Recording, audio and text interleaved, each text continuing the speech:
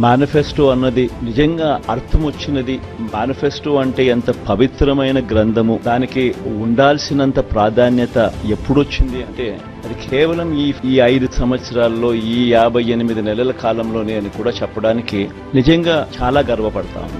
మేనిఫెస్టోలు అంటూ చెప్పేవాళ్ళు ఎన్నికలప్పుడు రంగురంగుల కాగితాలతో, రంగురంగుల ఆశలతో, రంగురంగుల అబద్ధాలకు రెక్కలు తొడిగి ఒక డాక్యుమెంట్ లా చూపించేవాళ్ళు. ఎన్నికలు అయిపోయిన తర్వాత ఆ డాక్యుమెంట్ ఎక్కడుంది అని ఎవరైనా వెతికినా కూడా కనపడని పరిస్థితి. ఎన్నికలు అయిపోయిన తర్వాత ఆ మేనిఫెస్టో డాక్యుమెంట్ ఎక్కడ దొరుకుతుంది అని అంటే చెత్తబుట్టలో కూడా దొరకని అద్వానమైన పరిస్థితులు మనం అంతా చూసాం. కానీ మొట్టమొదటిసారిగా ఒక మేనిఫెస్టోను ఒక బైబిల్ గా, 2019 మన మేనిఫెస్టో ఒక బైబిల్ గా, ఒక ఖురాన్ గా, ఒక భగవద్గీతగా దీన్ని భావిస్తూ దీన్ని ఇంప్లిమెంట్ చేసిన పరిస్థితులు, దీన్ని ఇంప్లిమెంట్ చేసిన విధానం బహుశా దేశ చరిత్రలోనే ఈ 58 నెలలు అన్నది చిరస్థాయిగా చరిత్రలో ఎప్పటికీ కూడా నిలిచిపోతాయి.